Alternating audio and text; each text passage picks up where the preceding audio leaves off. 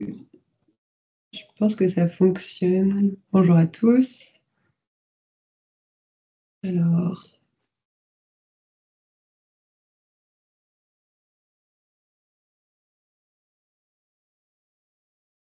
je vais attendre juste une ou deux petites minutes qu'il y ait un peu plus de gens qui se connectent. Est-ce que, parmi ceux qui ont le droit de parler, est-ce que vous pouvez me dire si vous voyez bien mon écran? Oui, très bien. Oui, Parfait, c'est bon. merci.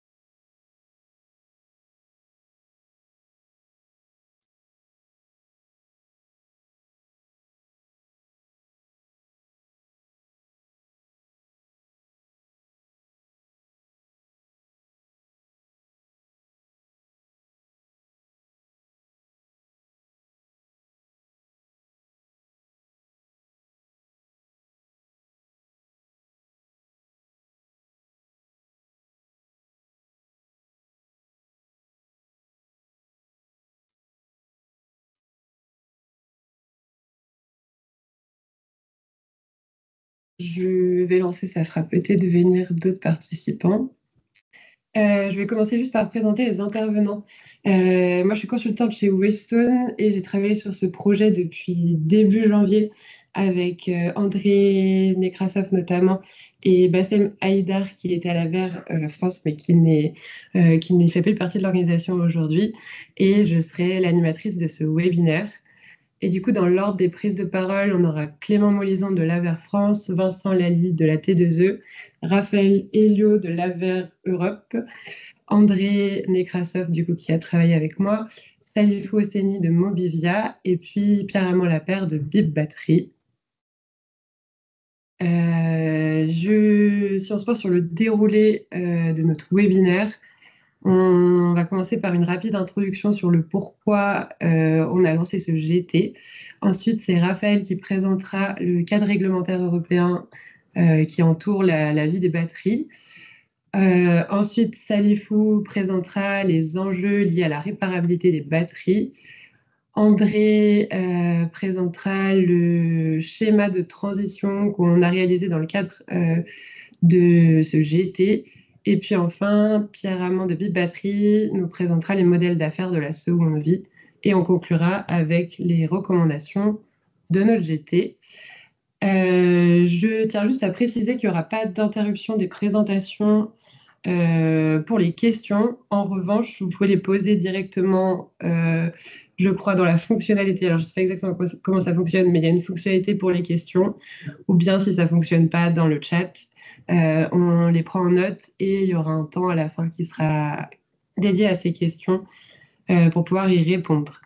Et du coup, pour introduire ce GT, je vais laisser la main à Clément et Vincent, qui sont respectivement délégués généraux de l'AVER et délégué général de l'AT2E, pour nous présenter un peu plus en détail le pourquoi de ce GT. Clément, je te laisse la main. Merci beaucoup Manon. Bonjour à tous et à toutes. Ravi que vous soyez avec nous ce matin pour parler et parler de ce sujet qui nous semblait extrêmement important et je dirais qu'il y a deux principales raisons pour lesquelles on a souhaité travailler sur ce sujet et d'y travailler avec la T2E. Je dirais que le premier, c'est qu'aujourd'hui, on fait le constat depuis plusieurs années que la batterie, c'est vraiment devenu un objet de fantasme. C'est devenu un catalyseur des oppositions à la mobilité électrique, avec énormément d'idées reçues sur la durée de vie de la batterie, parfois une confusion entre la batterie d'une voiture thermique et la batterie d'une voiture électrique, sur les capacités de recyclage, sur le sur le bilan carbone qu'implique la fabrication d'une batterie.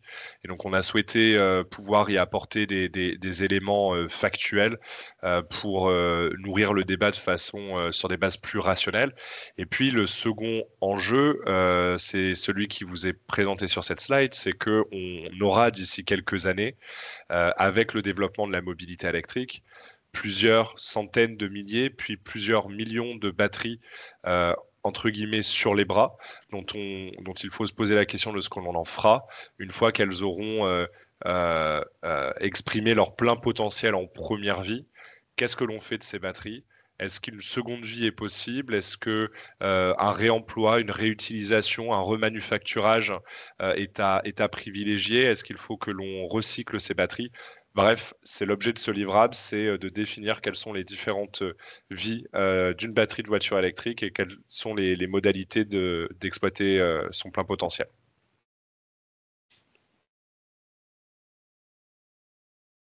Vincent, je te laisse présenter les enjeux pour la T2G.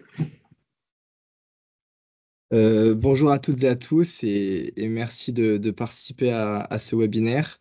Donc effectivement, côté AD2E, donc nous, au-delà de l'enjeu de la durabilité qui vient de vous être présenté par Clément, le développement de la seconde vie des batteries, on pense qu'il pourrait répondre à des besoins croissants de flexibilité du système électrique. Alors pourquoi est-ce qu'on a des besoins croissants de flexibilité? Ce phénomène, il est notamment dû au fait de trois raisons qui vous sont présentées dans cette slide. La première, c'est la part croissante des énergies renouvelables dans le mix énergétique, qui introduit une variabilité non négligeable de la production électrique française et européenne. Alors, quand je parle d'énergie renouvelable variable, on parle notamment de la part de l'éolien et du photovoltaïque. Donc, l'éolien va produire de l'électricité quand il y a du vent et le photovoltaïque va produire de l'électricité quand il y a du soleil. Donc, c'est pas quand on le veut, mais quand ces énergies le peuvent. La deuxième raison, c'est la diminution de la production des centrales thermiques pilotables, qui étaient notamment utilisées pour gérer les besoins ponctuels de hausse de la consommation électrique. Et la troisième raison, c'est l'apparition de nouveaux usages. Donc, il y en a certains qui vous sont cités dans cette slide, notamment la mobilité électrique, quand les véhicules sont rechargés de manière naturelle, c'est-à-dire sans utiliser de smart charging, par exemple. Autres nouveaux usages, il y a l'autoconsommation, encore les pompes à chaleur qui se développent fortement et qui peuvent être du coup des sources de forts besoins de flexibilité. Sur le graphe qui vous est présenté, en fait, on vous montre les capacités de stockage installées annuellement, donc de stockage stationnaire. Donc en 2023, en Europe, on a installé 14,1 gigawattheures. Et le cabinet LCP Delta, en fait, a fait une projection de 43,2 gigawattheures de capacité donc énergétique qui seront installées durant l'année de 2030. Donc ces données, elles vous démontrent de manière quantitative les, euh, les besoins de flexibilité qu'on pourra avoir et du coup pourquoi les batteries pourraient répondre à ces besoins. Voilà. Merci Vincent. Et pour le coup, afin d'adresser ces deux enjeux-là, l'AVER et la T2E se sont réunis avec l'appui de Westone pour lancer début janvier 2024 un groupe de travail sur la vie des batteries du véhicule électrique. Notre objectif dans ce groupe de travail, c'était d'identifier à la fois les enjeux techniques, économiques et réglementaires de l'exploitation des batteries de véhicules électriques après leur première utilisation dans le véhicule. Et pour ce qui concerne l'organisation de notre GT, ce sont ces trois organisations-là qui ont lancé les travaux. Peut-être je vous laisse aussi la main juste rapidement pour présenter l'AVER, la T2E, et je dirai un mot sur Wavestone après. Oui, en effet, c'est que je me suis pas présenté, Clément, et non plus l'AVER. Clément Moison, je suis DG de l'AVER. L'AVER, c'est l'Association nationale pour le développement de la mobilité électrique. On rassemble aujourd'hui plus de 260 acteurs engagés dans la transition énergétique et dans l'électrification des mobilités terrestres. Et donc, on représente tout un écosystème comprenant à la fois les constructeurs, les acteurs de la recharge, les acteurs de l'énergie, des services, des collectivités également, avec pour vocation mettre tout le monde autour de la table, identifier les différentes problématiques au développement de la mobilité électrique et comment les résoudre.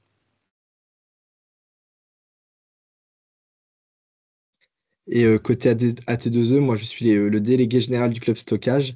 Alors l'AT2E, qui signifie Association technique de l'énergie et de l'environnement, avait initialement été créée pour promouvoir la maîtrise de l'énergie sur une base technique. Aujourd'hui, elle regroupe à peu près 700 sociétés adhérentes et elle est structurée en différentes branches, dont le club stockage qui lui regroupe environ 60 adhérents. Donc 60 sociétés professionnelles de la filière du stockage, à savoir des exploitants de sites de stockage, les énergéticiens, les gestionnaires de réseau, les agrégateurs, les intégrateurs. Et le but, c'est de regrouper tous ces professionnels pour les aider à appréhender et à comprendre différents enjeux, donc qui peuvent être fiscaux, réglementaires ou techniques. Et nous, pour Westone, on est un cabinet de conseil. On collabore avec l'AVER depuis quelques années déjà sur différents projets de ce type. Dernièrement, par exemple, on a contribué à un groupe de travail sur le couplage des énergies renouvelables et des infrastructures de recharge. Et à côté de ça, nous, on accompagne de nombreuses entreprises dans les deux écosystèmes, d'ailleurs, de la mobilité, mais aussi de l'énergie. Donc, constructeurs automobiles, gestionnaires d'infrastructures de recharge, énergéticiens. C'est des sujets qui sont au cœur des problématiques de nos clients et donc par conséquent au cœur de notre métier. Et c'est pour ça qu'on a voulu accompagner l'AVER et la T2E dans ce projet. Voilà pour les trois organisations pilotes de ce GT.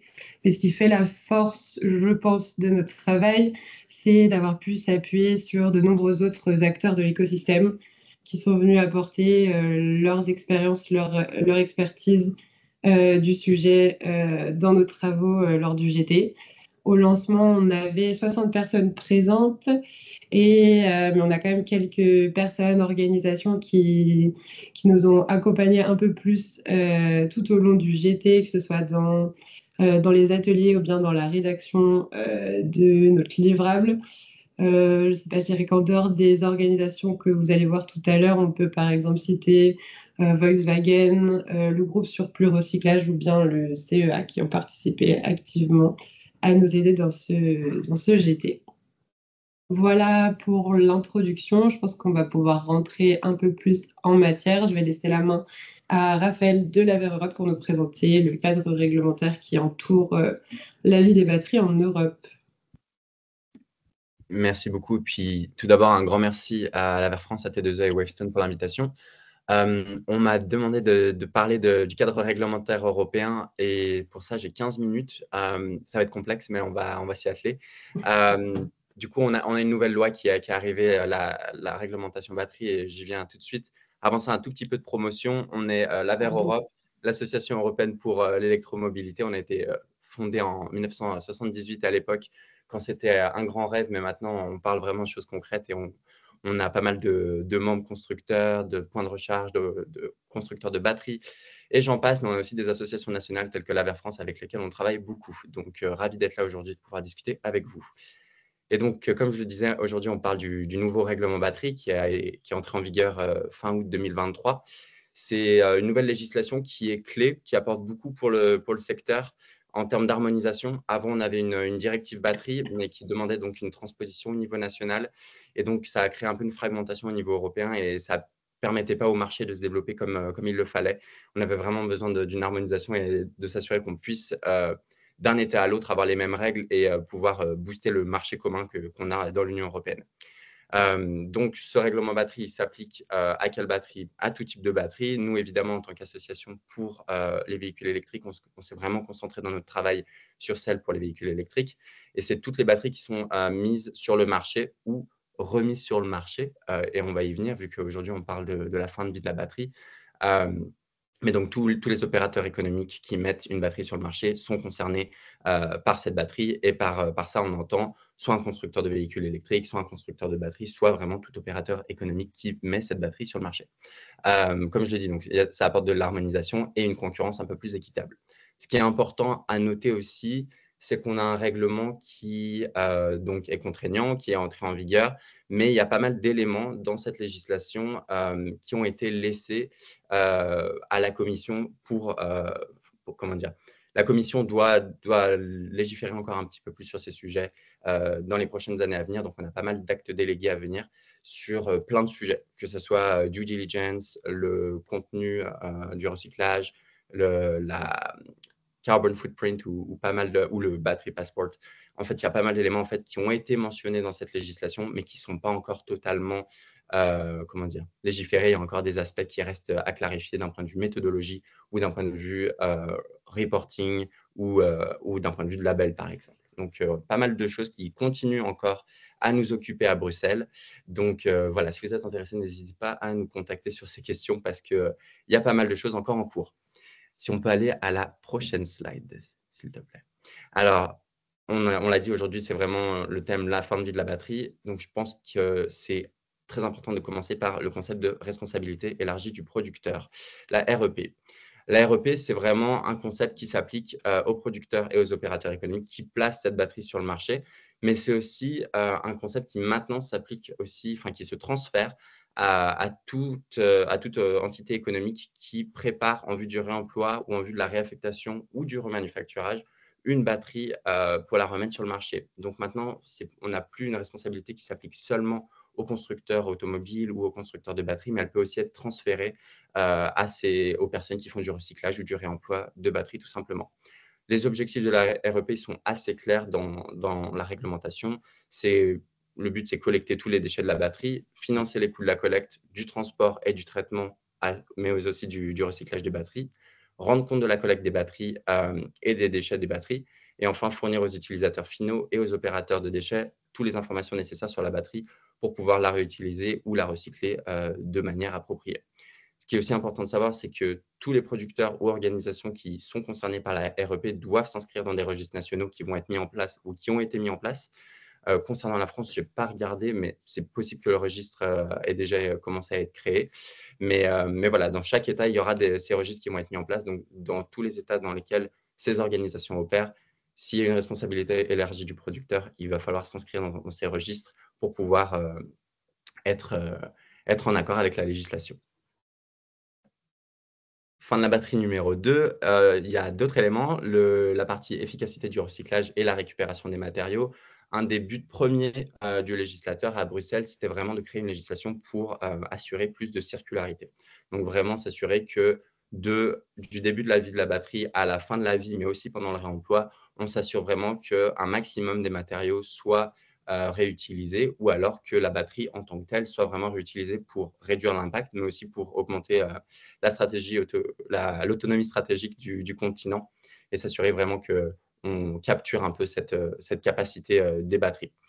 Donc, pour faire ça, il y a des objectifs d'efficacité de recyclage, de récupération des matériaux et de contenu recyclé qui ont été introduits. On a sur le côté, vous voyez les spécificités, mais on a des taux de recyclage des matériaux et des taux d'incorporation de matériaux recyclés dans les nouvelles batteries qui ont été inclus. Et donc, en fonction des dates et en fonction du type de matériaux, il y a des pourcentages à suivre, donc que ce soit cobalt, cuivre, plomb, lithium ou nickel. Voilà, on a des objectifs à atteindre pour les nouvelles batteries et aussi pour les batteries qu'on va recycler à terme. Donc, c'est des objectifs qui sont progressifs pour pouvoir permettre à notre industrie de se préparer, mais quand même qui restent des objectifs clairs et donc qui permettent un peu de voir dans quelle direction on s'en va. La quantité totale de matériaux récupérés dans ces nouvelles batteries lithium devra notamment atteindre 65% du poids moyen des batteries fin 2025 et 70% du poids moyen des batteries fin 2030. Donc ça, c'est des objectifs clés. Et maintenant, tous les constructeurs de batteries, je pense qu'il doit y en avoir dans ce call, sont un peu en train de s'atteler pour faire ça. Mais ça permet aussi aux recycleurs de se préparer. Voilà. Si on peut passer à la slide suivante, s'il vous plaît. Merci beaucoup. Un autre aspect clé, et je pense que ça, c'est assez important, notamment pour tous les opérateurs qui font du réemploi, de la remanufacturation ou autre, des batteries. Il y a pas mal d'aspects sur le partage des données qui ont été inclus dans la législation sur les batteries. Hem, donc on va commencer par le commencement. Le BMS, qui est donc le système de gestion de la batterie, c'est un dispositif, dans les batteries qui contrôle ou qui gère les fonctions électriques et thermiques d'une batterie pour s'assurer de sa sécurité, mais aussi de ses performances, de sa durée de vie, de son état de santé. Donc ça permet d'avoir quand même des informations clés sur la batterie, notamment pour ces opérateurs qui cherchent à les réemployer à terme et qui cherchent à les remettre ensuite, sur le marché. Donc, ce BMS, il stocke, toutes ces données et il les communique, avec tous ces acteurs clés à travers notamment, un passeport batterie qui a été inclus, dans la nouvelle législation et qui va être mis en place avec notamment des actes délégués comme j'en parlais au tout début de ce call. Donc, on est un peu à Bruxelles en ce moment en train de façonner, à quoi va ressembler ces batteries passeport, pardon. Et je sais qu'il y a déjà certains acteurs sur le marché qui sont un peu en train de façonner ça aussi. Bien évidemment, la commission va un peu avoir son dernier mot. Elle travaille avec les acteurs du privé, mais ce passeport, il est en cours de formation. Ce qui est important, c'est ce que les producteurs de batteries et aussi de véhicules électriques doivent faire à terme, c'est-à-dire communiquer ces données. Et donc, ils doivent permettre l'accès aux données suivantes, c'est-à-dire les données du système de gestion de la batterie qui permettent de déterminer son état de santé, les données qui sont liées au processus de démontage des véhicules et des appareils qui permettent la dépose des batteries, et enfin les mesures de sécurité et de protection, notamment en matière de sécurité au travail et de protection contre les incendies. Ça, c'est important, comme on l'a dit, pour pouvoir gérer de manière sécuritaire ce réemploi et ce reconditionnement de la batterie. Ce qui est aussi important, selon moi, et je pense qu'il y a pas mal, c'est souvent oublié, c'est que la législation batterie n'est qu'une des législations qui a un impact sur le secteur des batteries. Et là, je mets en avant notamment la directive énergie renouvelable. Nous, à Bruxelles, on l'appelle RED. Et il y a une troisième version de RED qui a été adoptée l'an dernier. Et dans cette dernière, il est vraiment notifié que les États membres doivent imposer aux constructeurs de fournir aux opérateurs tiers les données en temps réel sur l'état de santé et de charge de la batterie, sa puissance, sa capacité, ainsi que la localisation du véhicule électrique associé. Et ça, c'est important parce qu'on ne peut pas juste, en regardant le règlement batterie, se rendre compte de toutes les législations qui ont un impact sur le partage des données de ces batteries. Et donc, je pense que c'est important dans ce webinaire d'en discuter parce que ça va avoir un impact. Et il y a un cadre réglementaire qui existe, mais il est un petit peu fragmenté. Et ça va faire partie de mes conclusions à la fin. Et je pense qu'on va y arriver doucement si on va à la prochaine slide. Exactement. Donc, pour faire court, le résumé que j'ai envie de vous donner, c'est que le règlement sur les batteries, il renforce clairement le fonctionnement du marché intérieur et garantit des conditions de concurrence équitables parce qu'on va avoir des règles communes. Et ça, c'est très important pour des opérateurs et des constructeurs de batteries qui opèrent vraiment de manière transfrontalière. On n'a pas juste des constructeurs en France, on a des constructeurs qui sont vraiment sur tout le marché européen. On a quand même pas mal d'aspects qui sont encore flous ou alors qui n'ont pas encore été définis. Je sais qu'en France, il y a notamment la question de la définition du réemploi, qui est une grosse question. Tout n'est pas totalement défini dans la législation, mais on a aussi pas mal d'actes délégués qui viennent et qui vont compléter ça. Ça prend de la patience, ce qui n'est pas toujours ce qu'on veut entendre quand on est un opérateur économique qui cherche à investir en Europe, ce que je comprends totalement. Et ce qui est donc une discussion qu'on est en train d'avoir avec la Commission européenne pour qu'ils accélèrent leur travail. Et le dernier point, c'est que malgré l'harmonisation qui est apportée par le règlement, on a quelques dispositions qui sont encore fragmentées entre plusieurs législations. Et je pense que la question des données, ici, est le meilleur exemple parce qu'en fait, entre plusieurs législations, et nous, en ce moment, on est en train de faire le mapping de quelles sont les législations qui ont un impact sur les données que doivent partager les véhicules électriques et leurs batteries.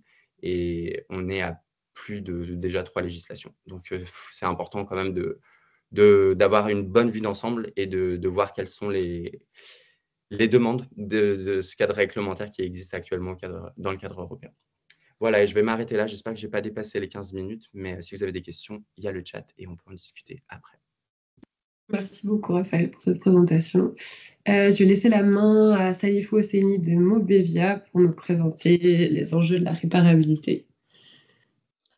Oui, bonjour à toutes et à tous. Je suis Salifou Seniasson, responsable de projet de recherche et développement au sein du groupe Movisia. Le groupe Movisia intervient sur les thématiques de maintenance et de réparation des véhicules, notamment particuliers et utilitaires légers. L'un de nos enjeux et des enjeux du moment, c'est la réparabilité des batteries du véhicule électrique. Euh, à cet effet, depuis quelques années, dans les éléments qui ont été mentionnés, notamment le règlement batterie, nous essayons de voir dans quelle mesure, en fait, à la fois la réglementation, mais aussi tous les éléments autour peuvent participer à créer, en fait, un cadre réglementaire adéquat à tous les éléments. Donc, la réparabilité du pack batterie, donc, sur lequel nous nous focusons, donc le pack batterie des véhicules électrifiés, est essentiel dans la mesure où cet élément constitue entre 40 et 45% de la valeur du véhicule. Donc, sa durée de vie aujourd'hui est inférieure à la durée de vie de l'ensemble du véhicule. Un véhicule peut avoir une durée de vie allant au-delà de 20 ans.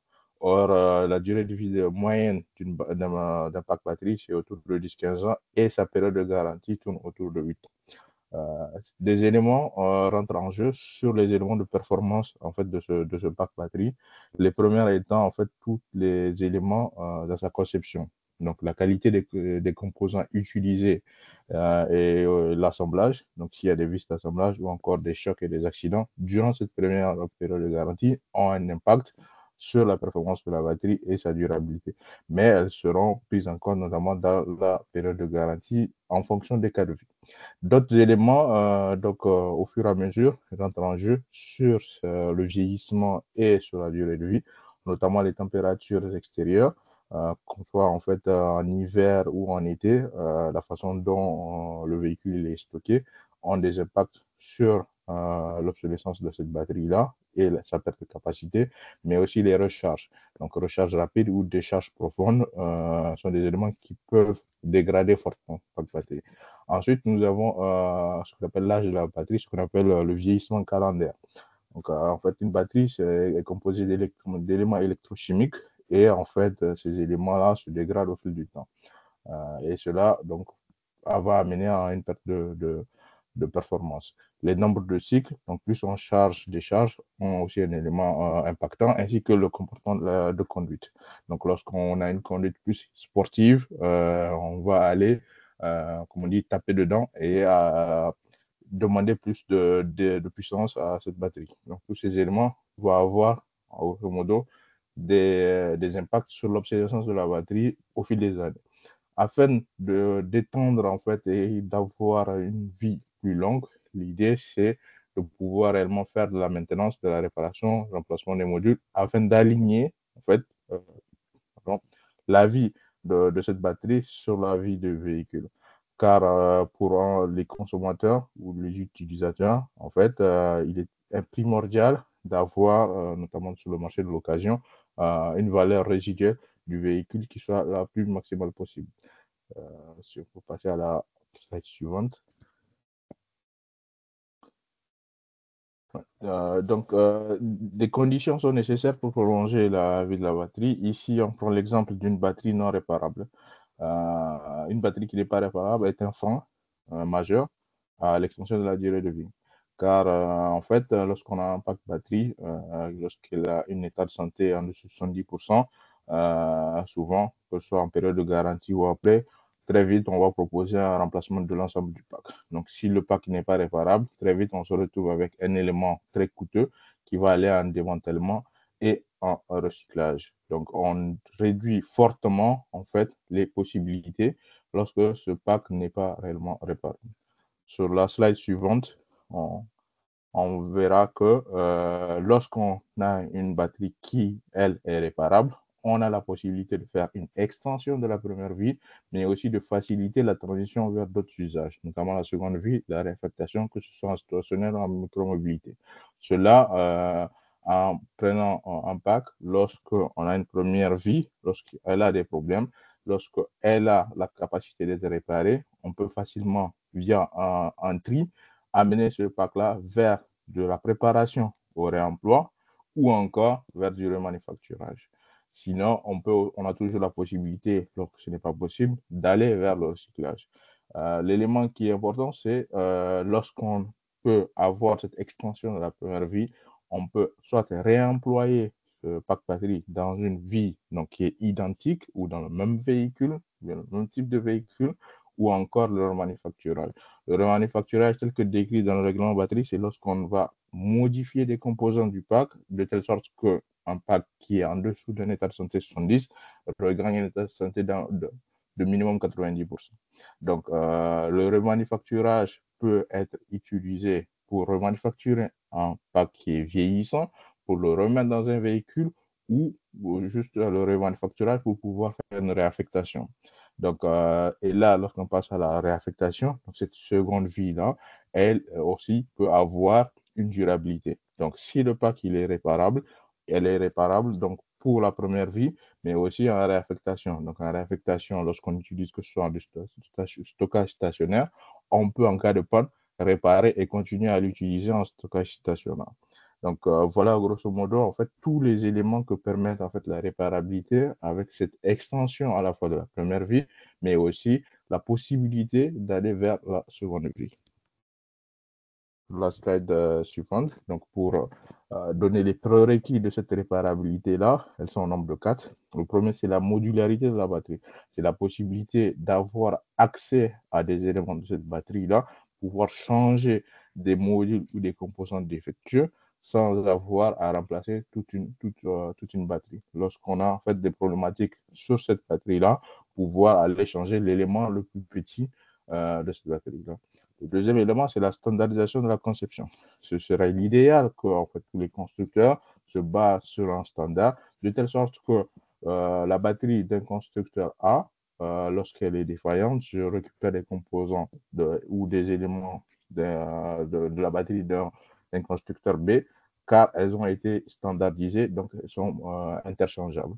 Cela permet une meilleure compatibilité entre les différentes batteries et une meilleure accessibilité, un meilleur choix dans le choix des composants, ce qui nous amène à la disponibilité des composants. Donc, plus les composants sont disponibles, plus on aura plus de facilité à réparer la batterie. Aujourd'hui, ce qui se rencontre, certes, on voit l'évolution de plusieurs marques, plusieurs modèles de véhicules et de batteries, notamment pour un même véhicule. Souvent, on a 3 fournisseurs de batteries. La disponibilité des composants, elle est essentielle car souvent, 5-6 ans après le lancement du produit, on a tendance à mettre fin à la ligne de production. Donc, les éléments qui ont été produits, en fait, ne sont plus produits car on a des nouveaux modèles. C'est vrai, il est important d'avoir du choix, mais lorsqu'on passe à des nouveaux modèles de véhicules, on arrête la ligne d'assemblage et en fait, on n'a plus la possibilité de fabriquer ces composants-là. Donc, au bout de quelques années, on se retrouve lorsqu'on a une batterie qui est en panne, à ne plus pouvoir se sourcer en composants parce qu'elle n'est plus fabriquée depuis des années. Et en fait, l'accessibilité aux données, donc aussi qui est un élément important et aussi qui est en train d'être réglementé, notamment via le passeport batterie, c'est l'accessibilité aux données. Donc, lorsqu'on a accès aux données, notamment à l'historique, que ce soit de l'état de santé ou des recharges, on peut pronostiquer sur la vie suivante, que ce soit l'extension. Donc, avec les données, on peut facilement dire est-ce qu'il est plus facile de faire une extension la première vie ou directement d'envoyer en réaffectation ou d'amener en recyclage. Voilà, tous ces sont les 4 prérequis sur la réparabilité. Pour résumer, la réparabilité est essentielle parce qu'elle permet d'aligner la durée de vie de la batterie avec celle du véhicule. Donc, plus on a une batterie qui est réparable, plus on a un ensemble véhicule qui peut durer le plus longtemps, donc 20-25 ans. Le deuxième élément, c'est plus on a une batterie réparable, plus on ouvre les possibilités de remploi ou de réaffectation. On pourra plus utiliser cette batterie-là pour d'autres utilisations, pour faire du stockage stationnaire ou d'autres affectations de micromobilité et aussi pouvoir réparer dans ces autres vies-là. Enfin, les enjeux de réparabilité devrait être prise en compte par l'ensemble des acteurs, notamment par ceux qui conçoivent les batteries, dans la première vie, mais aussi pour les éléments vie. Et cela à travers un travail collaboratif, afin que tous les points de vue des différents acteurs soient pris en compte pour concevoir les batteries les plus réparables possibles. Voilà donc grosso modo ce que j'avais à dire sur les enjeux de la réparabilité. Merci beaucoup, Saïfo. Maintenant, pour vous présenter, peut-être que vous compreniez un petit peu mieux les différentes articulations entre les vies de la batterie, André va vous présenter le schéma des transitions qu'on a réalisé dans le cadre de ce GT. Bonjour à toutes et à tous. Euh,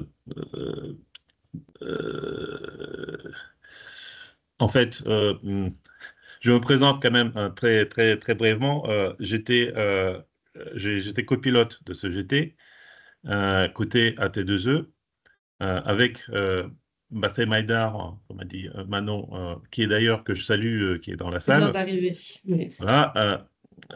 Le reste de mon temps, je travaille comme chercheur chez EDF, R&D, et je travaille beaucoup sur tout ce qui est économie et la régulation des flexibilités, dont la recharge des véhicules et dont l'utilisation des batteries. Quand on a commencé le travail dans ce groupe de travail, on s'est rendu compte qu'il y avait des choses qui étaient assez claires pour nous et d'autres moins claires, notamment euh, en fait, on avait du mal au départ d'associer tous les termes qu'on utilisait, réparabilité, remanufacturage, réaffectation, avec les notions de la première et de la seconde vie. Donc du coup, on s'est rendu compte qu'avant même de passer à des réflexions plus avancées, il fallait bien mettre de l'ordre dans notre compréhension des choses. Donc, on a pas mal discuté et finalement, on a dressé ce schéma qui nous a permis de bien, en fait, fixer les points sur lesquels on parlait. Donc, ce schéma, il se centre autour du diagnostic de la batterie. Quand la batterie elle est neuve, ensuite, on l'utilise dans le véhicule. À un moment donné, il faut faire un diagnostic. Il y a des raisons différentes. Un problème ou juste un contrôle simple. Et ce diagnostic nous permet de passer à un premier niveau d'arbitrage, c'est-à-dire comprendre si la batterie peut être toujours utilisée dans le véhicule ou si cette batterie peut être utilisée euh, toujours comme une batterie d'un véhicule électrique, mais dans un véhicule similaire, ou il faut la recycler parce enfin, elle n'a plus de performance, ou on pourrait éventuellement l'envoyer vers un autre usage qui peut ne pas être celui pour lequel elle a été prévue. Et c'est là où on s'est rendu compte qu'il existe les usages de la première vie, et il existe des usages, on appelle ça de l'extension de la première vie. Saliouf en a parlé tout à l'heure. Mais aussi, il y a des usages qui sont très différents de celui en fait, de l'usage initial. Et là, on appelle ça deuxième vie. Et sinon, il y a le recyclage. Mais après cela, il y a un deuxième niveau d'arbitrage que la batterie doit en fait subir. C'est quand on décide elle est bonne, elle n'est plus bonne pour l'usage dans le véhicule, mais elle est encore bonne pour un autre usage moins exigeant en termes de performance. Là, il faut trouver où, en fait, dans quels usages elle va atterrir, si on peut le dire. Et ça, c'est aussi, ça nécessite quand même une réflexion, ça nécessite un bon diagnostic. C'est là où on se retrouve devant le constat qu'on a vraiment besoin de connaître pas mal d'éléments sur la batterie, sur son historique, pour faire un bon diagnostic. On doit avoir des méthodes de diagnostic et de pouvoir surtout se projeter dans le futur, en savoir quelle performance aura la batterie quand elle va être utilisée dans les usages. Voilà, donc là, c'est juste pour clarifier un peu les termes qu'on utilise dans la présentation et dans notre rapport qui va paraître très bientôt. Maintenant, tu peux passer. Je laisse maintenant Ah non, il y a aussi Oui, c'est encore toi, mais oui. Mathilde. On va présenter les modèles des modèles d'affaires de la seconde vie, mais c'est André qui va commencer sur les enjeux liés à l'analyse des gains économiques et environnementaux de la seconde vie. Donc, je te laisse la main. Voilà, donc je reprends. Euh, Quand on parle, se pose des questions, qu'est-ce qu'on fait avec la batterie, recyclage, seconde vie, réemploi dans la première vie étendue. En fait, il faut avoir clairement en tête que s'il n'y a pas d'intérêt économique ou environnemental de cette action, en fait, elle ne va pas se faire. Non pas parce qu'on va l'interdire, mais tout simplement, personne ne voudra y aller. Il n'y aura pas de valeur créée. Donc, en fait, c'est une condition sine qua non. Il faut trouver un moyen de d'anticiper cela parce qu'aujourd'hui, on n'a pas de retour d'expérience, on n'a pas enfin, suffisamment étayé, surtout sur une durée suffisamment longue. Donc, il faut faire des calculs, il faut trouver les moyens pour estimer cette valeur, que ce soit la valeur économique ou environnementale, sachant que, je vous montre les deux graphes, juste pour illustrer que quand même, on aura à faire d'ici 2035 et au-delà, on aura à faire un grand nombre, grande quantité de batteries qui vont sortir ou qui vont être à la fin de leur première vie, comme Clément a dit dans l'introduction, et il faut savoir quoi faire avec ces batteries. Donc, l'enjeu, quand même, il est assez important. Donc, la question, c'est comment, en fait, appréhender leur valeur et la valeur de ce que l'on pourra faire avec ces batteries, que ce soit le recyclage ou de continuer les utiliser dans d'autres usages. Donc, et là, il y a un point assez important, c'est que quand même, il y a deux approches assez différentes, mais très complémentaires. Je les dissocie, je les appelle valeurs sociétales et vision stratégique d'acteurs.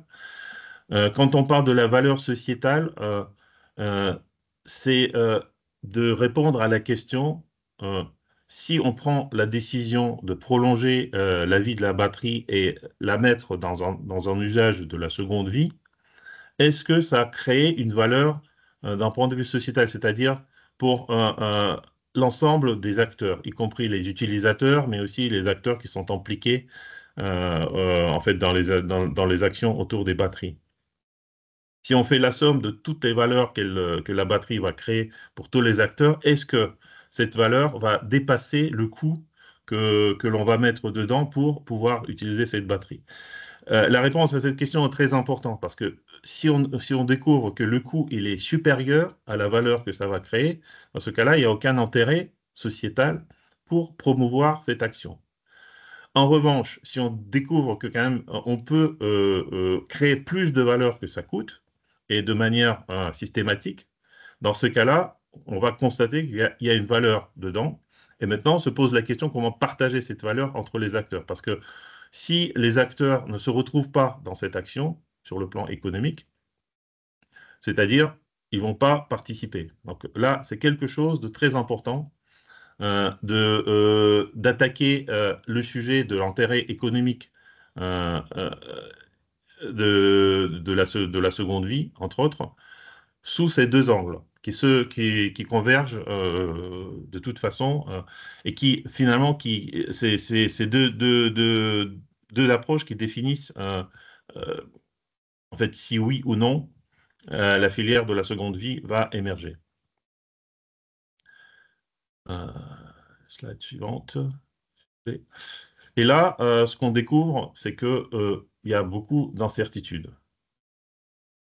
Et les incertitudes, ça plombe en fait l'intérêt économique et aussi environnemental et sociétal de manière plus large, parce que les acteurs n'aiment pas les incertitudes. Ça correspond à des prises de risques trop importantes.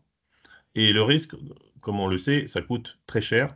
Donc, vraiment, le facteur d'incertitude, c'est quelque chose à éliminer, à réduire, à chasser enfin, dès que possible. Donc là, si on analyse les incertitudes liées en fait, à la vision prospective sur l'économie de la prolongation de la vie des batteries, on constate que c'est bien le moment de la transition euh, qui est le plus incertain aujourd'hui. Parce que aujourd'hui, on constate que ça peut coûter assez cher, le diagnostic, les manipulations sur la batterie, euh, en fait, l'accès aux données, etc. Donc là, le transport aussi des batteries et l'installation de la batterie dans les usages de seconde vie, tout ça, il y a déjà un certain nombre d'informations qui remontent, mais les incertitudes sont très fortes. Donc, c'est un facteur très important à prendre en compte et je pense que dès que ces incertitudes seront réduites, c'est là où on pourra parler vraiment de l'émergence de la filière. D'autres facteurs d'incertitude existent aussi. Il y a le design des batteries et leur intégration dans le VE.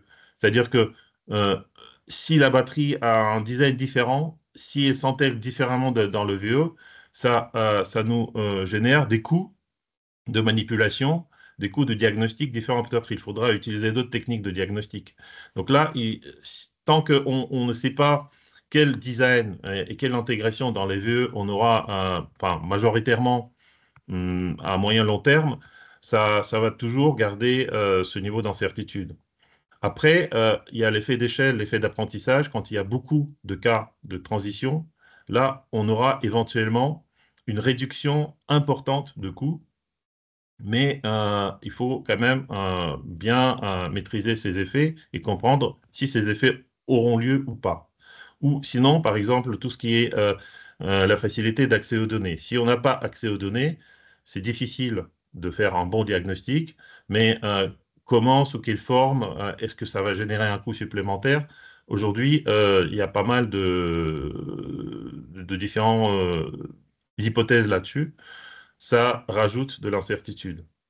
Euh, tout ce qui est réglementation technique, on parle souvent de la batterie, mais aussi tout ce qui est réglementation technique liée à l'usage stationnaire de ces batteries. Après, ça c'est aussi c'est très important. Il y a les questions de sécurité, par exemple, vraiment très important. Et puis le dernier point, c'est comment on valorise les batteries, parce que euh, les différents types de valorisation des batteries dans les usages stationnaires, en fait, ils dépendent de ce que ça crée pour le système électrique. On constate que les besoins du système électrique évoluent et peut-être dans 5, 10, 15 ans, il y aura d'autres chaînes de valorisation des batteries stationnaires, de la flexibilité. Et il faut bien anticiper ce genre de questionnement. Euh, Après, on parle toujours de la question de la dégradation précoce des batteries. Parce que quand un acteur ne sait pas si si la batterie qu'elle achète, batterie de seconde vie qu'elle achète, elle va fonctionner 1 an ou 5 ans, là, il aura difficile pour lui d'établir un business plan. Donc, même si la batterie neuve va coûter plus cher, peut-être il va se tourner vers cette batterie. Donc là, encore une fois, il est très important de réduire les incertitudes liées à l'anticipation, à la prédiction de l'état de la batterie, donc le diagnostic qui devient très important. On peut aller plus loin. Et Bip Et donc, Battery. je laisse maintenant Bip Battery. Manon, tu présentes. Oui, Pierre, moi, je te laisse présenter peut-être rapidement Bip Battery et puis la seconde vie. Eh ben, avec plaisir. Et c'est génial parce qu'André a fait une bonne transition, parce que justement, moi je suis Pierre Amand, je suis un des fondateurs de Bip Battery, et nous on travaille justement à réduire cette incertitude en collectant des batteries en fin de vie, et justement en les valorisant pour être capable de dire vers quelle application elles vont être le plus pertinentes. Donc aujourd'hui on travaille notamment sur l'automobile. Donc, très bien, on est passé un peu par tous les grands points du cadre réglementaire, des données et des différents schémas pour ces batteries. Et moi, je vais me concentrer un peu plus sur la réalité économique qu'il y a derrière. Donc, tout d'abord, faut rappeler que ce marché de la fin de vie des batteries, il est encore naissant. Il y a 10 ans, il y avait très très peu de batteries disponibles. Jusqu'ici, la seule option qui était disponible, c'était surtout le recyclage. Et si on regarde en Europe aujourd'hui, il y a encore très peu de capacités disponibles, puisqu'il n'y a pas eu encore d'économies d'échelle qui ont été faites. Les seuls acteurs qui étaient là, c'était ceux qui étaient sur les toutes petites batteries de téléphone portable, on va dire. Donc ça fait qu'aujourd'hui, c'est un processus qui est encore cher, ce qui donne aujourd'hui une opportunité pour la seconde vie. Si on regarde les coûts du recyclage en Europe aujourd'hui, c'est quelques milliers d'euros par tonne. Donc ça fait que pour un acteur qui a des batteries en fin de vie, la seconde vie peut être attractive. Si on regarde maintenant un peu de l'autre côté de la chaîne, la seconde vie, elle se retrouve en compétition avec des batteries neuves chinoises ou asiatiques en général, qui se retrouvent aujourd'hui en kilowattheure installés autour de 200-300 euros du kilowattheure, donc ce qui est vraiment très bas. C'était à plus de 1000 euros il y a 10 ans, qui est une grande chute. Donc ça fait mathématiquement un plancher et un plafond dans lequel la seconde vie va se retrouver. Je vais rentrer un peu plus dans le détail de ce plancher et le plafond plus tard. Mais avant de pouvoir acheter ces batteries, ce qui est important de dire, c'est qu'il faut pouvoir se les procurer. Et donc aujourd'hui, si on regarde où sont ces batteries, ce qu'on voit aujourd'hui, nous, c'est qu'elles sont dans deux endroits différents. Le premier, c'est les casses auto, tous les centres de démantèlement de véhicules hors d'usage, qui se retrouvent avec les premières batteries réellement de seconde vie. Donc, assez classiquement, c'est les premières Zoé, les premières Tesla, les premières BMW i3 des années 2015, on va dire. Donc ces batteries, elles ont vraiment une première vie, mais il y en a encore peu, et souvent, c'est des stocks assez hétérogènes, et donc assez compliqués à, valoriser, à faire une chaîne qui soit assez lisse. Par contre, ils permettent de faire des premiers projets pilotes qui sont essentiels. Le second endroit où il y a beaucoup de batteries aujourd'hui, c'est chez les constructeurs automobiles. Donc là, ce qui est intéressant, c'est qu'en général, c'est des batteries qui sont plus récentes, donc des modèles qui ont été commercialisés depuis 2020, donc avec des très bons SOH, des très bonnes capacités. En revanche, elles sont plus dures à aller chercher, parce qu'il faut contractualiser avec le constructeur. Donc là, en général, c'est la première fois qu'il fait cette démarche. Et on a vu pour tous les aspects réglementaires que ça pouvait être des temps assez longs pour y arriver. Mais en tout cas, dans les deux cas, ce qu'on essaie de faire, c'est de construire des contrats cadres. André, tu parlais d'incertitude qui pesait sur cette filière. Donc, ces contrats vont permettre d'éviter cette incertitude, tant sur le prix, mais surtout sur la disponibilité de ces batteries. On passe à la slide suivante. On va voir deux petits exemples que j'aime bien mettre pour illustrer ce qui est possible de faire. Donc, à gauche, vous avez l'exemple très classique du stockage stationnaire, dont on a parlé, mais qui est de récupérer des batteries qui ont une première vie dans une voiture en général pour stocker l'énergie produite par des panneaux solaires. Mais il faut dire et voir que dans les participants aujourd'hui, il y a quelques acteurs de la seconde vie, il y a plein d'applications qui sont possibles. Et c'est ça le gros avantage de la seconde vie. Donc, on peut par exemple faire remplacer des groupes électrogènes diesel avec des batteries de seconde vie. Et donc là, pour vous dire, ces pilotes, ils sont intéressants, c'est qu'ils permettent de se rendre compte en fait de toutes les difficultés dont on a parlé jusqu'ici, de manière un peu théorique, mais qui sont vraiment là sur le terrain derrière. Et je pense notamment à la logistique, tri de ces batteries. Et donc là, ce qui est très important, c'est pouvoir travailler en partenariat avec ces entreprises-là pour être capable d'identifier les quelques points qui bloquent cette chaîne aujourd'hui, qu'il faut lever pour que demain, elle puisse passer à l'échelle. Donc pour rentrer un peu dans le détail avec la slide suivante, je vous disais l'exemple classique de la seconde vie, c'est le stockage stationnaire. Je vous disais qu'aujourd'hui, il se retrouve pris en étau entre le coût du recyclage et les différentes batteries concurrentes qu'on peut retrouver du côté de l'Asie. Donc si on rentre un peu dans le détail, aujourd'hui, ces batteries de seconde vie, c'est un marché qui est peu liquide, où il y a surtout une loi de l'offre et de la demande qui existe, qui est surtout là en fonction de la disponibilité ou non d'une batterie. On a parlé de ces acteurs de seconde vie doivent certifier leur système. Ça veut dire que là, Watt Forever qui a certifié, on va dire, son système pour les Tesla Model 3 LFP, il va pouvoir récupérer uniquement de ces batteries. Donc ça veut dire que ces batteries ont une grande valeur à ses yeux Là où des prix géniales de Mercedes avec un SOH exceptionnel, à ses yeux, vaudront zéro. Donc il y a vraiment un enjeu de connecter cette offre et cette demande, parce qu'aujourd'hui, le marché n'est pas encore liquide. Donc je projette dans quelques années, et je pense que ça va arriver assez vite, notamment grâce au boom de l'électrique qu'il y a depuis 2020. Cette logique va aller vers plus de fluidité. Et donc, les différents drivers de coût d'une batterie vont être surtout la logistique, vont être le prix. Que chaque fois que j'envoie une batterie qui n'est pas réutilisable, je vais imputer un coût à mon industriel derrière. Donc, on a parlé d'incertitude, une ligne de production qui est bloquée, ça va avoir des coûts démesurés par rapport à une plus fluide. Et la dernière, c'est le fait que chaque système a besoin d'intégrer un, voire deux modèles de batterie maximum, de modules, de cellules ou de pack, et donc va donner un fort premium à un ou deux modèles de batterie. Donc ça, c'est les trois gros drivers. Et bien sûr, il faut rajouter le dernier au-dessus, qui est le coût initial de sa batterie, qui nous donne ce fameux plan fait entre, nous, ce qu'on voit aujourd'hui, entre 20 et 80 euros par kilowattheure. C'est une fourchette parce qu'il y a plein de drivers qui peuvent rentrer en compte, mais c'est ce qu'on voit aujourd'hui. Mais, et je tiens à le rappeler, ces batteries, à la fin, elles sont disponibles en Europe. Elles permettent d'avoir un impact carbone qui est imbattable aujourd'hui. Et surtout, elles ont une excellente qualité. Il y a tellement de batteries qui vont arriver en fin de vie que si on est capable de faire un tri performant et une logistique correcte, alors on peut offrir à des industriels une supply en batterie fiable avec des SOH largement comparables à ce qu'ils peuvent avoir sur du neuf, qui vont durer 10, 20 ans derrière. Donc c'est vraiment ça l'enjeu qu'il faut qu'on construise avec toute cette chaîne de valeur. Et donc la slide suivante pour résumer un peu tout ce que j'ai dit.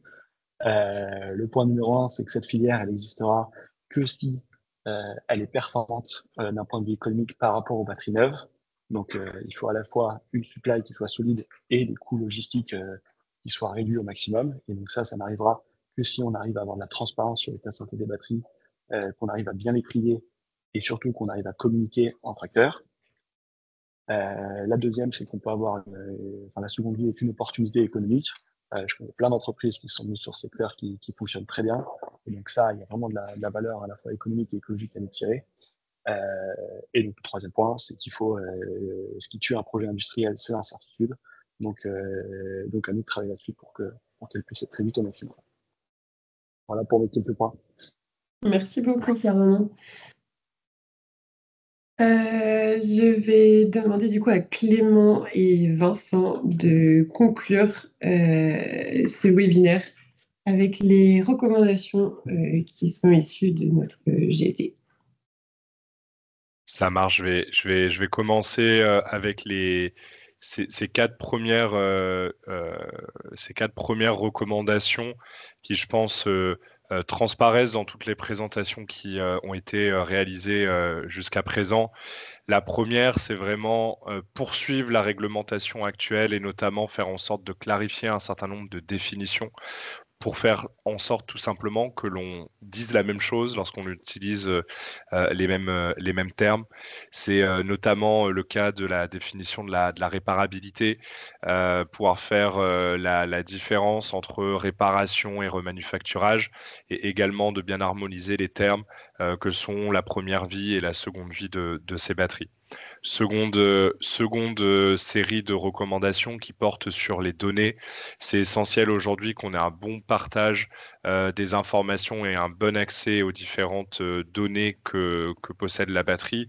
Ça doit se faire dans un cadre spécifique, qui est un cadre qui doit être standardisé, qui doit être conforme à la réglementation RGPD et qui doit aussi s'appuyer sur le consentement des utilisateurs.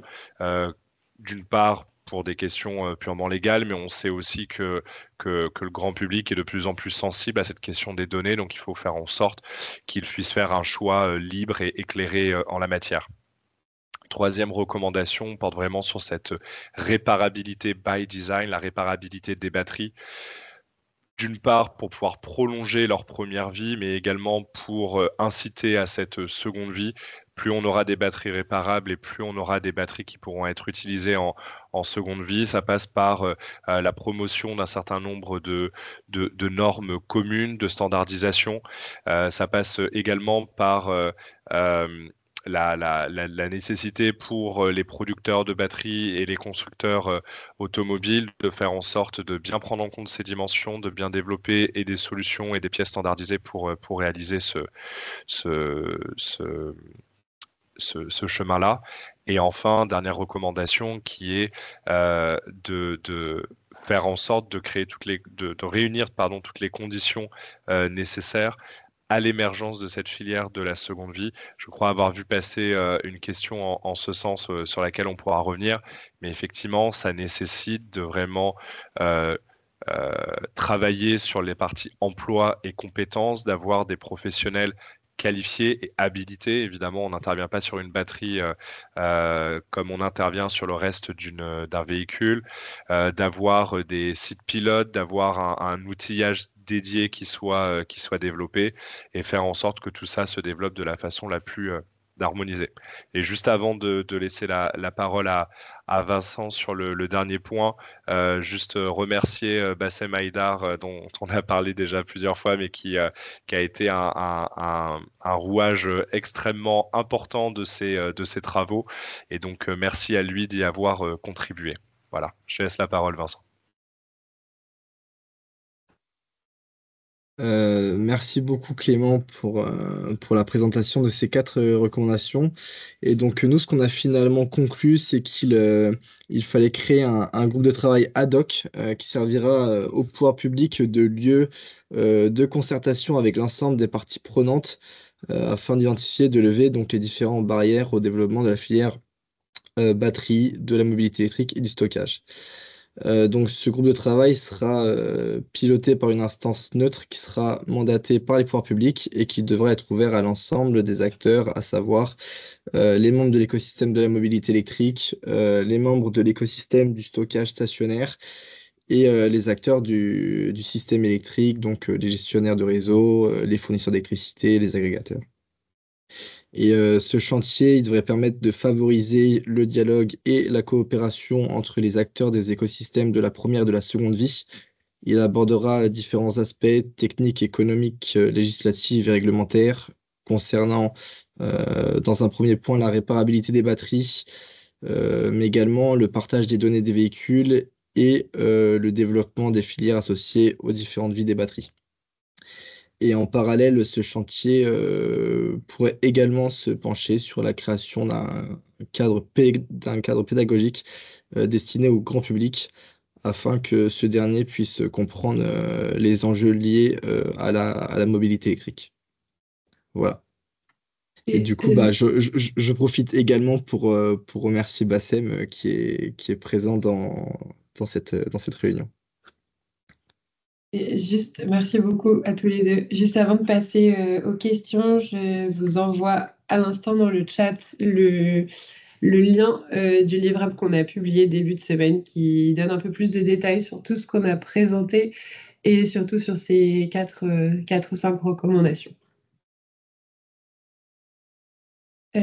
Sur les questions, du coup, je vais reprendre ce qu'on avait dans le chat. J'ai vu qu'il y avait certaines personnes qui avaient commencé à répondre aussi.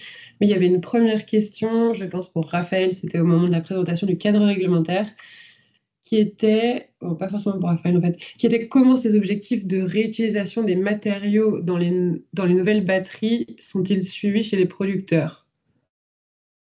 Je ne sais pas si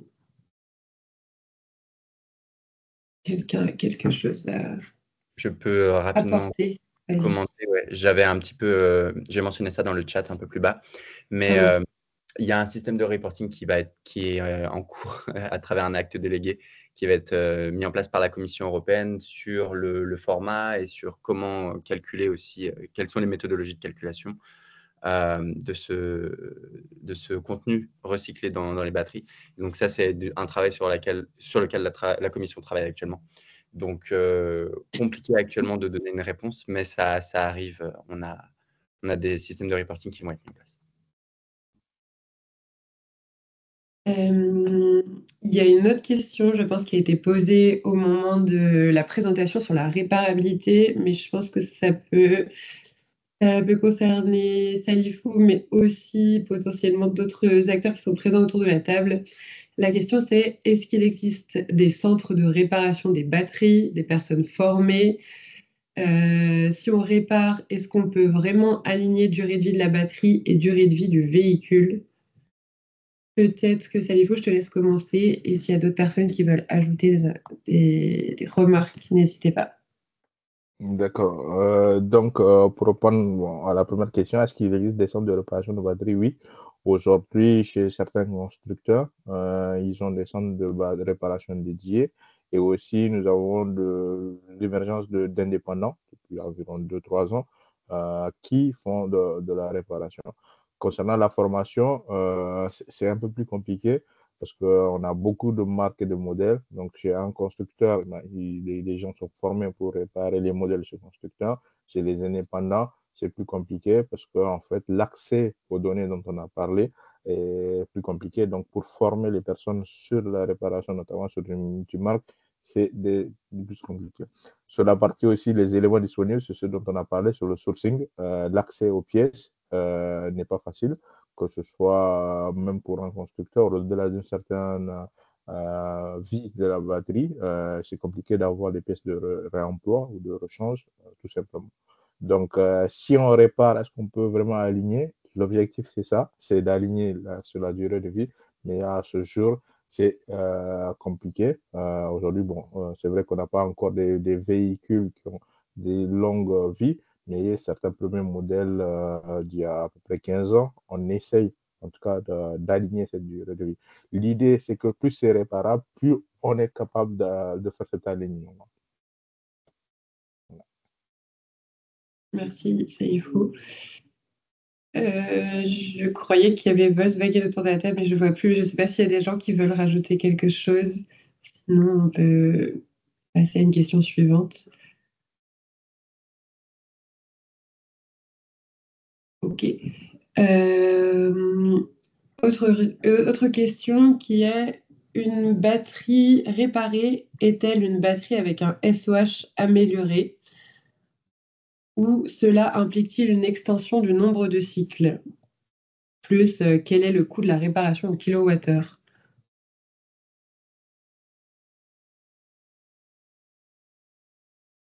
Je peux apporter des éléments de réponse aussi dessus. Donc, une batterie réparée n'est pas forcément avec un SOH amélioré parce qu'en fait, une batterie en panne, c'est pas forcément la partie électrochimique. Il se peut qu'en fait, on a des éléments, notamment de l'électronique de puissance ou des éléments de la boucle thermique qui soient impactés. Donc, en fait, la batterie, elle est en panne à cause de ces éléments-là. Or, lorsqu'on regarde sur le SOH, qui est l'état de santé, qui se base principalement sur la qualité de l'électrochimie, donc, on peut avoir avec un fusible qui a pété dans la batterie. Donc, la batterie est en panne. On change ce fusible-là. On n'a pas d'impact sur le SOH. Le SOH n'est pas amélioré. Voilà, tout simplement. Donc, ce n'est pas un élément direct. La réparation ne veut pas forcément dire qu'on améliore le SOH. Elle peut être amenée, notamment lorsqu'on parle de remanufacturage, où on va modifier et réparer certains éléments de la batterie, l'électrochimie des modules, des cellules. Cela peut avoir une amélioration du SOH. Sur l'extension du nombre de cycles, pareil, hein, c'est des éléments qui sont liés. La batterie est beaucoup plus complexe, donc on a des connectiques, de l'électronique de puissance, de la gestion thermique. Donc tous ces éléments-là peuvent être, oui ou non, avoir un impact à la fois sur la réparation, sur le nombre de cycles. Sur la dernière question, je n'ai pas de réponse sur le coût de la réparation au kilowattheure. Parce qu'en fait, aujourd'hui, ça dépend de la complexité de la batterie auquel on a affaire, la main-d'œuvre, le prix des pièces de remploi. Est-ce qu'on utilise des pièces de remploi ou des pièces neuves? L'objectif aujourd'hui, c'est que ce soit standardisé, qu'on puisse utiliser des pièces de remploi. Donc, entre utiliser une pièce de remploi et une pièce neuve, on n'a pas vraiment le même prix. Donc, je n'ai pas vraiment de réponse claire à cette question sur le coût du kilowattheure.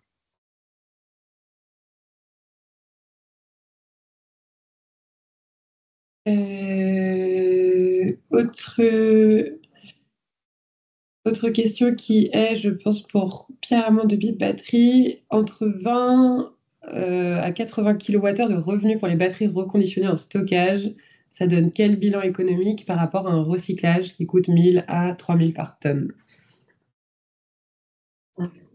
Et bah, du coup, ouais, donc, En général, on prend les tonnes pour le recyclage parce que c'est ça leur ordre de grandeur dans cette industrie. C'est ça la référence. Et les kilowattheures, évidemment, pour la seconde vie, puisqu'on considère pas les matériaux, mais la capacité de stockage. Donc, si on fait les calculs, ça donne des batteries entre 3 000 euros la tonne et, et jusqu'à 12 000, donc en positif. Donc, ça fait qu'il y a une grosse marge. Et aujourd'hui, typiquement, il y a beaucoup de propriétaires de batteries qui espèrent en récupérer une bonne partie. J'espère que ça répond à la question. Je compléterai cette réponse. C'est que pour moi, en fait, il n'y a pas de comparaison directe à faire entre le coût de passage à la seconde vie et au recyclage, parce que déjà, même après la seconde vie, on aura toujours ce recyclage. Après le recyclage, il ne faut pas le prendre uniquement comme un business lucratif, parce que derrière, il y a des enjeux très forts, des enjeux de souveraineté, des enjeux d'émergence des filières en Europe, en France aussi. Donc, on ne peut pas dire que ça coûte tant, alors on va le faire, on ne va pas le faire. Donc là, c'est une question assez complexe. En revanche, ce que je disais, c'est que le reconditionnement et la réaffectation des batteries, aujourd'hui, ça représente un coût assez sensible. Pierre-Amand en a parlé. Mais justement, c'est là où je parlais des incertitudes, parce que aujourd'hui, on n'a pas suffisamment de retours d'expérience, on n'a pas testé toutes les options, tous les modèles, on ne sait pas quels modèles seront développés, enfin, on aura d'ici 5-10 ans. Donc là, c'est cet enjeu-là qui est, à mon avis, le plus fort, c'est de voir comment on pourrait agir justement sur ces éléments, sur ces leviers, pour arriver à quelque chose d'économique. Et d'ailleurs, c'est une des raisons pour laquelle en fait, le groupe de travail, à plusieurs reprises, a émis cette recommandation de créer un lieu de concertation qui permettra justement à des deux écosystèmes qui aujourd'hui quand même assez séparés, l'écosystème des énergéticiens, des exploitants du stockage stationnaire et l'écosystème de la mobilité, de se parler et de voir comment on pourrait en fait dérisquer cette chaîne qui relie ces deux écosystèmes dans le domaine de la seconde vie. Donc là, la réponse est que, enfin, on peut toujours aujourd'hui avoir quelques chiffres, mais c'est l'interprétation de ces chiffres qui reste assez délicate. Ok, merci. Juste sur le fonctionnement, tout le monde est en mute, mais du coup, si jamais quelqu'un veut réagir ou poser une question à l'oral, je vous laisse lever la main ou mettre un message dans le chat et je pourrai débloquer. Je n'avais pas remarqué avant, évidemment. Il y a une autre question qui est, pouvez-vous nous parler du projet de calcul de l'empreinte carbone des batteries CBAM? Je ne sais pas à qui c'était destiné. Je peux répondre sans peut-être apporter trop de détails.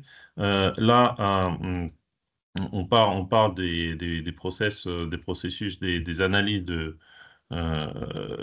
cycle de vie qui intègrent en fait toutes les étapes de la vie de la batterie à partir presque de l'extraction des matériaux et ensuite jusqu'à sa destruction et recyclage.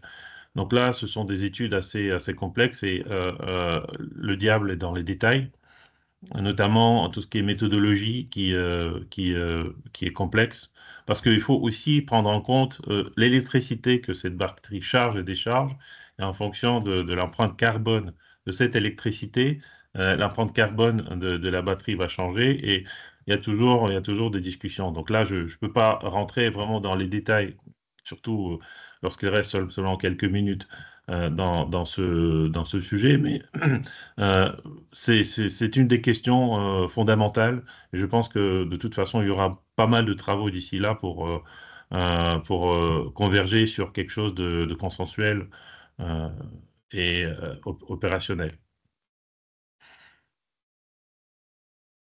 Ok, merci André. Peut-être juste avant de terminer, il y avait une ou deux questions qui concernaient plutôt l'homologation des batteries pour l'usage stationnaire. Question qui était à quel point les acteurs de la seconde vie réhomologuent les batteries. Dans quel contexte est-ce que c'est obligatoire? Je ne sais pas si carrément tu as des éléments là-dessus.